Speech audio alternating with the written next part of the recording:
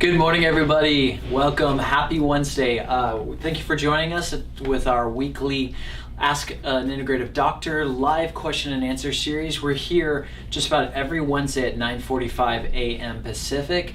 We sit with you for about half an hour, and we look for your questions that you can post in the chat section right off to the right-hand side of the video. You'll need to be logged into YouTube for that, but we're monitoring those questions as they come in. I will ask the doctor those questions, and every week we try to bring you a little bit of information as we wait for questions to come in. So I was just speaking with Dr. Althorpe before the video, and there's some exciting research and publications out there that I think we'll start with.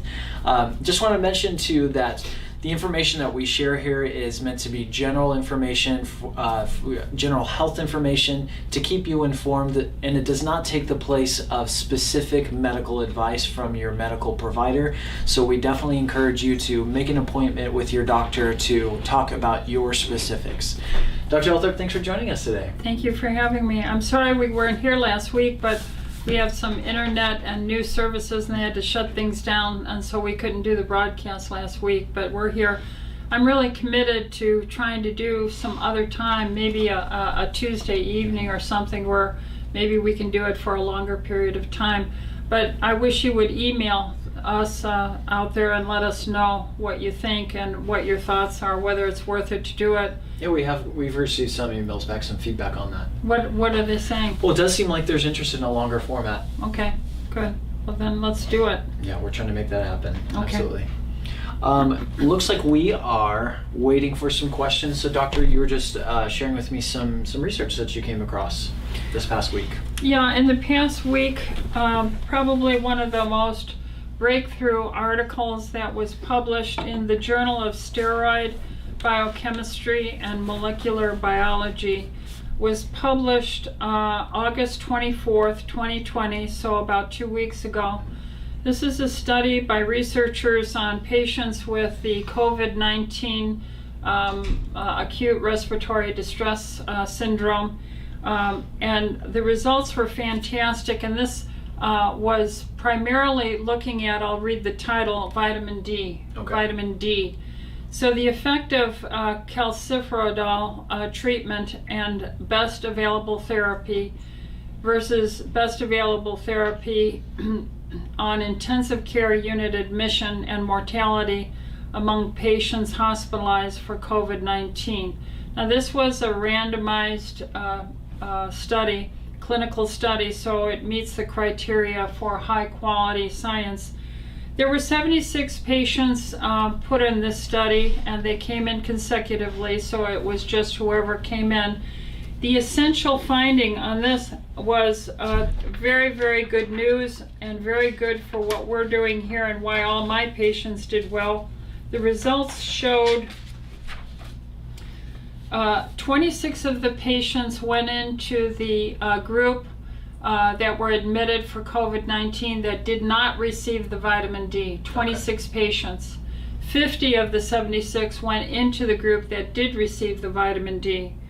They got the standard of care, which included hydroxychloroquine and azithromycin.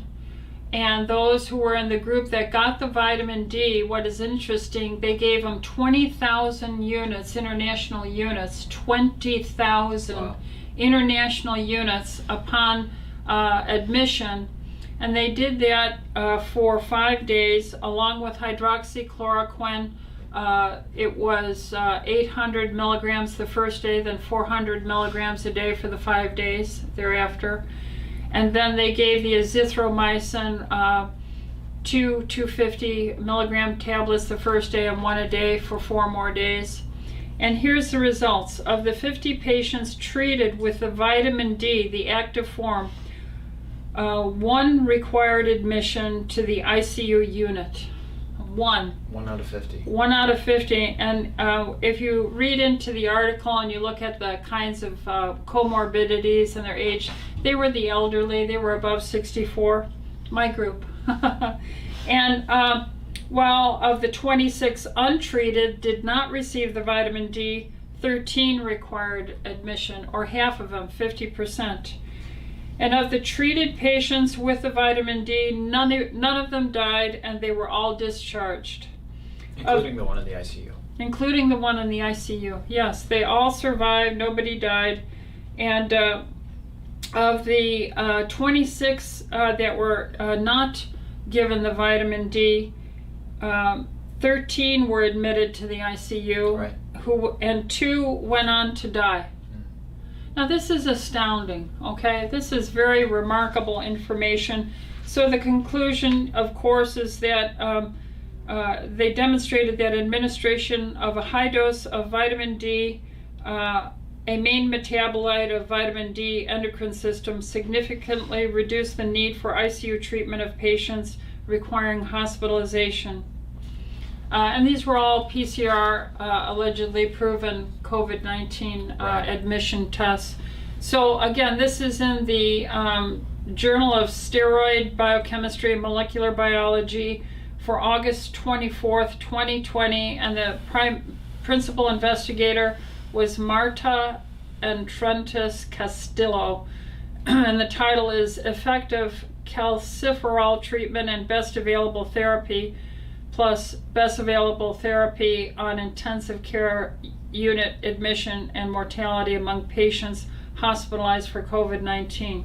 Well, it's pretty exciting. I mean, it's nice to see current studies and research coming back and validating what we have been teaching and preaching to our patients here for many, many years, not just since COVID-19. We know how important vitamin D, cholecalciferol is for the immune system. We know how important zinc is, a low-carb, low-sugar diet, drinking water, and I think last time I checked the numbers, since COVID-19 broke out here in our area in the early year, we've seen about 2,500 patients.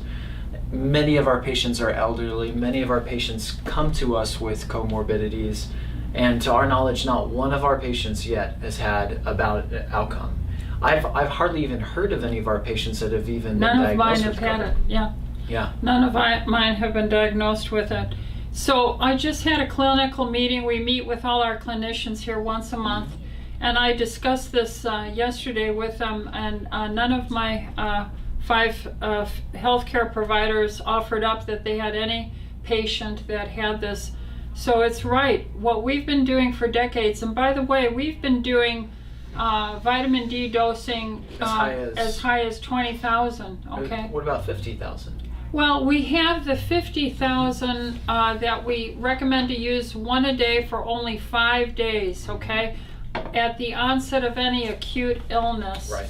And then just fall back to your regular daily dose thereafter. So we have been using appropriate dosing, and the toxicity studies on vitamin D in the article that was, this is a fantastic article on the Journal of Steroid Biochemistry, which is Vitamin D Receptor Stimulation to Reduce Acute Respiratory Distress Syndrome, ARDS, in patients with coronavirus. And this was published in May 4th, 2020.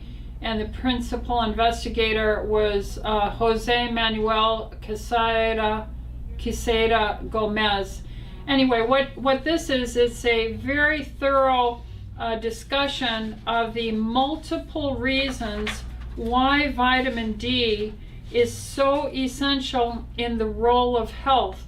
And we say vitamin D, but it's really a hormone. It's more like a hormone. It's really a hormone. It is involved in so many pathways to improve your immune cell function, to improve the killing capacity of your white blood cells on any invading pathogen, on neuroreceptors of the brain, on your bone health, on even the blood pressure, angiotensin II pathways. Remember, the angiotensin receptors, ACE2, are what are so damaged, and vitamin D down regulates the excessive production of ACE2 receptors. So we can go on and on, but it's just endless, the biochemistry, physiology of the value of vitamin D. And we've been doing that for decades here. We've been doing it at adequate doses.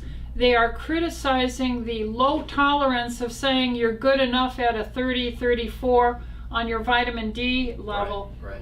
And I've always said you need to aim for 80 to 100, maybe 120. And so we've been, praise the Lord, on the target all this time. And I attribute that with the things you summarized as to why our patients do so fantastically well. And it's such a simple thing to do. Vitamin D is very readily available, and you want the active form of it, the cholecalciferol, vitamin D3. It's so simple to be on a good multivitamin, multimineral with an adequate amount of zinc in it. And these things help us through these seasons of viruses and outbreaks. Right. We have done preventative medicine, and the outcome of our philosophy on preventative medicine has been our patients were not impacted with COVID-19, even our elderly comorbid patients.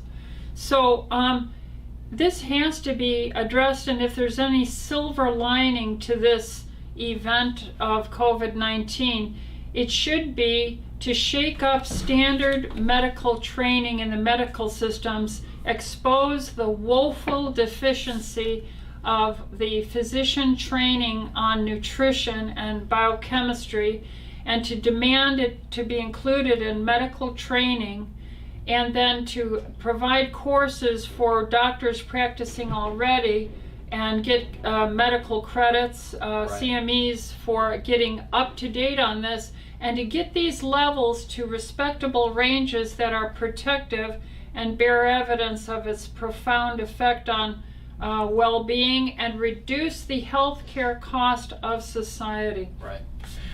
And again, I have a question. Yes. Maybe for some clarification on something we say, clarification for me and for our patients. We say that none of our patients have been diagnosed with COVID-19. Do we think that that's that they haven't gotten it, or because they're taking such good care of themselves, they'll never show symptoms and we would never know? I think the second opinion is the better idea. You might test me and I might show up positive, but I'm not sick from COVID-19. I'm a doctor. I was an ER doctor. I've practiced nearly 40 years. I've been exposed to you these might things. show antibodies for coronavirus. We know that test, the specificity isn't wonderful. So you might show positive just because you've been exposed to something in the past to that family of viruses. Right. And then remember, the coronavirus is a family of viruses, Yes. including the common cold. So you have to even ask the question, how valuable is the data saying cases, positive for antibodies, cases, PCR counts. Right. You're saying it means nothing to say cases. I have to know if you are symptomatic, clinically expressing a disease process. Then you call it cases. So the terminology is being twisted, and the decisions on our lifestyles is being impacted based on faulty understanding of our elected officials on what a case is. Case means nothing. Right. A symptomatic patient requiring healthcare services is a whole different animal. And we see literally thousands of patients here between our 5 providers. It wouldn't surprise me if some of our patients have tested positive. I haven't heard of it, but we haven't had a single case of someone with that's come to our attention who has struggled with this, been admitted to the hospital, been admitted to the ICU. And we're just saying it, and I hope our passion comes across how important this message is for you to share this with your loved ones. Certainly take this information to heart yourself. Consider taking a vitamin D supplement with cholecalciferol in it, 5 to 10,000 IUs a day. Consider getting on a good multimineral with zinc in it, and we can point out what those specific recommendations are that we recommend to our patients here, but it's so simple to do. And avoid sugar, avoid processed foods and all of these carbohydrates that we're being exposed to. And drink your water, of course. Yeah. Well, we do in fact have every patient who comes here has to fill out a form, and the number one question is, are you drinking enough water? Right. And then we ask if they're trying to control their carbs, and if they're mindful of food sensitivities, or genetic modified glyphosated foods in their diet. And then we ask about their exercise. We ask about their sense of energy. We ask about their sleep quality. So these have to be addressed. And that's why we have half-hour patient follow-ups, because you cannot assess a person and do predictive value for their healthcare management without understanding their lifestyle and what they're doing here. And over time, my patients start drinking more water in general. They start honoring their sleep time cycle. They start stopping to eat late at night and cutting their time off, certainly 6:30, 7 o'clock at night. And so the entire well-being, I believe our population of patients use so little of healthcare dollars compared to the other general practice in Orange County or even the nation, that this should be the model. This is where research should go into how to train doctors and how to prepare. I am not a neurologist, a psychiatrist, a cardiologist, an orthopedic surgeon, a dermatologist. What I'm trying to do is prevent the need for unnecessary use of those specialties, and the high dollar cost. Right, exactly. I got a question in from Henry, who asked, what is the science behind vitamin K2 and D3 as a treatment for atherosclerosis? Atherosclerosis is cardiovascular disease, the calcification and thickening and plaquing up of the lining of the endothelial lining, the inside lining of the blood vessels. Vitamin K2 is different from vitamin K1. Vitamin K1 is in your leafy green vegetables and so forth, and it is involved in managing the coagulation pathways, okay? So for instance, if you unfortunately are on Coumadin or Xarelto or Eliquis for a blood thinner from having a clot or something, they'll tell you not to eat leafy green vegetables high in your diet because that will reduce the effectiveness, because those are basically vitamin K1 mimicking drugs, okay? But vitamin K2 is a whole different bird. After the cow eats the grass and munches it, it's got 7 stomachs. In the course of the time of the 7 stomachs, that grass has the ability to go through a passage where it's converted to K2. K2 is not involved in the coagulation pathways. Vitamin K2 is involved in management of calcium deposition, okay? Calcium is often in the atheromatous plaques. And that's how, you've heard of a coronary artery calcium score, right, and you're looking to see if they can see the vessels in your heart calcified up. Right. Well, that means that you have damage to the lining of those blood vessels, that chronic inflammation was not repaired, so the inflammatory response comes in, and one of the things with chronic inflammation is to have calcium deposition there. Just to seal it off. The body says, all right, we'll cement it down, patch it up. So vitamin K2 is woefully deficient in the US population, as well as vitamin D. Vitamin D is tremendously low in a huge part of our population. I'd say close to 50% of the population of the United States is vitamin D deficient. And then you have a terrible vitamin K2 deficiency. You have a setup for chronic inflammation. Remember this article here, just boatloads of data on how vitamin D helps modulate cytokines and defensins and other inflammatory pathways, okay? So you're deficient in vitamin D, you're deficient in vitamin K2 with the lousy standard American diet. What do you think is going to happen to your lining of your blood vessels with decade after decade after decade of use and activity? So yes, vitamin K2 is involved most notably in the calcium correct deposition into the bone matrices, okay? So all of us, not me, but all those who have osteoarthritis, you have that joint, you're hurting and irritating, and with that irritated joint, it's chronically micro-inflamed, and eventually your body will start having bone spurs and lipping, which shows the changes to your bones on the x-ray that is diagnosed as osteoarthritis. Right. Those who have healthy vitamin D and K2 levels, you know, I'm getting pretty darn close to 70 years old, and I am just a loosey-goosey, I have no arthritis. And I honestly think it's because we have taken the time to study the biochemistry of nutrition and preventative medicine for our patients. Now, it'll take time. You have to come here, and don't think next week you're going to feel 1,000% better. Right. But next year, 5 years from now. So I am looking forward to never retiring. If I can work it to my 100th birthday plus, I'll be here, you know?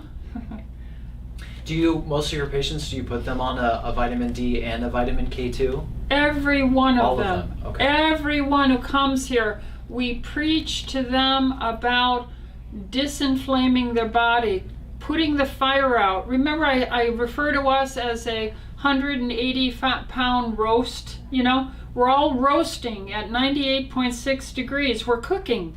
And Slow cooking. Slow cooking. So you got to take your water, your coolant. You've got to take systemic enzymes to take the trash out.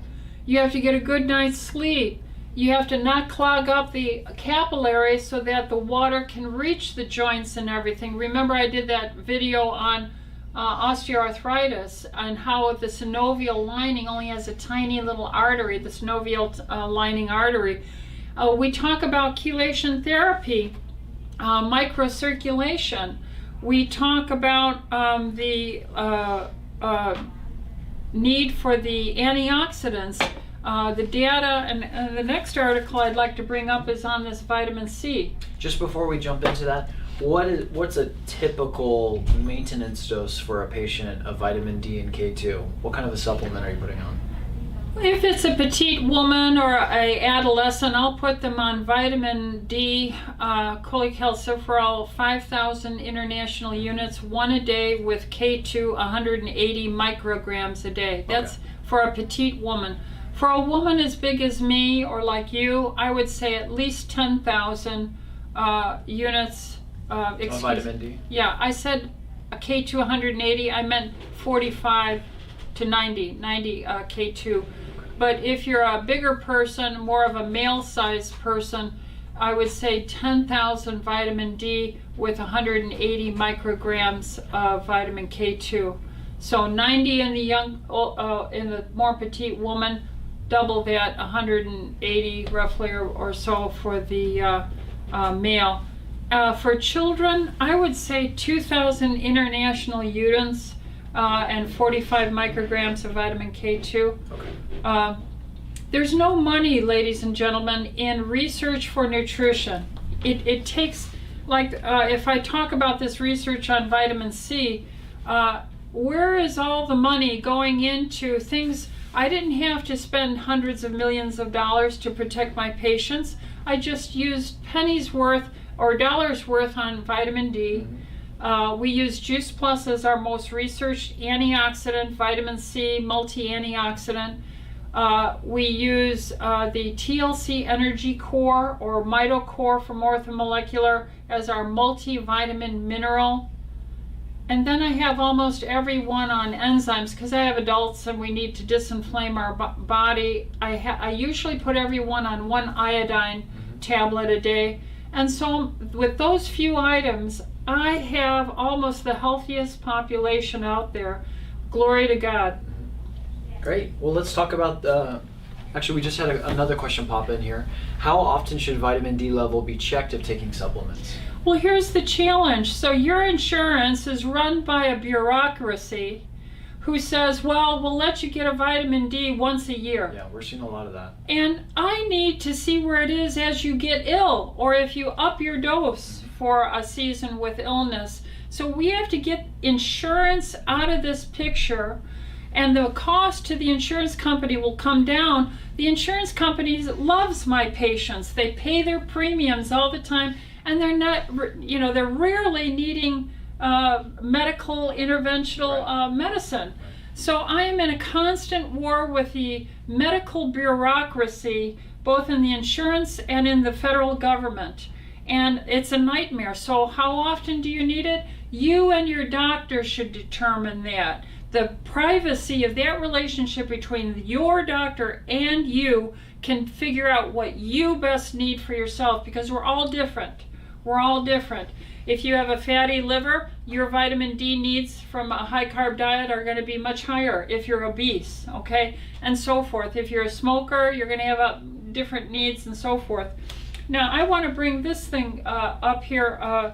This is put out by Dr. Rhonda Patrick, who is a biochemist, and I think she said about 45 of her colleagues did a retrospective meta-analysis, kind of like I did the retrospective meta-analysis on chelation therapy and how fantastic it is. And again, the insurance doesn't pay for these fantastic things that keep all my patients healthy. So here's vitamin C, and here's 45 pages or 54 pages with 100 references with an entire list that goes to the second page, even up here, of all the researched, valuable, life-extending, health-improving, mental acuity and focus-enhancing, wellness-enhancing, cancer prevention and fat-burning of vitamin C. This is just a tomb, ladies and gentlemen. Each little department of all the 45 researchers, a tome, article from the common cold to cancer. And so I want this as stacked here in our IV department, why we recommend high-dose vitamin C as opposed to oral, which you'll never get the levels of oral vitamin C dosing that we can do to help you intravenously. And so if you go on to foundmyfitness.com, that's Dr. Rhonda Patrick's website. And if you put in vitamin C, she has this beautiful 1.5 hour long summary. I mean, it's exhaustive in the biochemistry, so I don't know if everyone would enjoy it, right. But even I had to listen to it twice. It's so profound. We are under-nutritioned here, and we are overfed as a nation, and we are suffering with illness and driving up the healthcare dollar cost. So I have a question. If it's literally or almost impossible to take enough oral vitamin C to get the wonderful benefits of it without, the oral GI discomfort side effects if you're taking it orally, why is it that human beings who don't produce vitamin C need to do, an artificial intravenous way of getting vitamin C into the body? We are living in the most oxidatively stressed history of mankind. Post the Industrial Revolution, right now we're all breathing in the air, the atmosphere, heavy metal oxidative lead. We're breathing it in, aluminum particles, barium, strontium, and so forth. And we are under emotional stress. We're under electromagnetic energy stress. We are under a poor dietary, industrialized farming stress that is non-organic, that has been genetically modified, that is glyphosated, and it goes on and on. So the degree of oxidative stress in our population has never been seen by the world before, and this is why, and we need this. I will say liposomal vitamin C has a longer half-life than ascorbic acid water soluble, but you can approach higher levels. But the recommended daily dose of vitamin C for a woman is 75 milligrams or 70, and a man 90 milligrams. That sounds That's nothing. ridiculous, and they base this on what level do you need to do to avoid dying from scurvy. How can you base health on what prevents a death expression of disease? Right. Well, I want to know what's longevity and optimal and vibrant and vivacious. Amen. We're just about out of time, but I saw one question sneak in that I think we could answer pretty quickly. Christine asks, would you recommend honey or elderberry syrup for sore throat, or is it too much sugar for an 8-year-old? I don't put any sugar down an 8-year-old for any. I'm against sugar. Especially if they're Yeah. feeling sick. Right. If they're ill, I would never give them this. I know there's all this talk about bee pollen and the B vitamins. I understand that. But the backdrop behind it is that child's probably already had way too much sugar, starch, carb, cornstarch already. So the sugar is going to be more overwhelming and exasperate for Right. what little benefit you're going to get from the elderberry, from the honey, from the Correct. pollen. Okay. Correct. So what would you recommend for an 8-year-old with a sore throat? I would get our Argentin 23 Hydrosol Silver? Hydrosol Silver and spray his throat, or get a little teaspoon of it and have him swish and swallow with that. I would give them vitamin C powder in the drink. Yep. And I would give them the liquid dropper 1000 DK2? international, with vitamin D, and I would keep them off of a high carb, starchy diet. Right, drink a lot of water. It's so interesting. This morning, actually it was my older one, my 11-year-old. He was having a little bit of a sore throat, and I got out the dropper with the liquid vitamin D and K2, and he gargled the Argentin and off to school. And he's feeling good, good. Yeah, so Good. far so good. And I'm so proud of your sons. They've gone into the IV suite. Yes. We're talking about an 8 and I have a an 10-year-old. 8 and 11-year-old. Eight Or now no. 9. I'm losing track. We just had some birthdays. We had a lot of birthdays in August. And my But they little, got an IV. yeah, the boys got an IV. You know, I'm just so proud of my grandsons. So Christine, if you're local, or you can find a place that does IV vitamin C, 8-year-old isn't too young. I thought it was, but my brave little 8-year-old took it like a champ. Yes, yes. Got a high dose vitamin C IV. Yeah. All right, well, that is actually, we're a little over time here. Thank you so much for joining us today. We look forward to sitting down with you again next Wednesday at 9:45 a.m. Pacific. Have your questions ready, throw them into the chat, and we will answer those as we go. You can also email us during the week, or if you're unable to post questions in the chat, send us an email at office@tlcdoctors.com. That's office@tlcdoctors.com, and just make the subject line question for the live YouTube Q&A, and we'll make sure that we get that question answered here as well. Do us a favor if you haven't already, like the video, subscribe, hit the little bell so you can be notified when we do more videos. The more followers and more subscribers we get, the more. What's up? Can I tell my joke? Oh, sure. What's the difference between the people who live in Dubai and the people who live in Abu Dhabi? I don't know. Well, the people in Dubai don't like the Flintstones, but the people in Abu Dhabi do. Okay. My mom's always good for a good funny joke here and there. All right, well, thanks everybody. We look forward to seeing you next Wednesday at 9:45 a.m. Take care.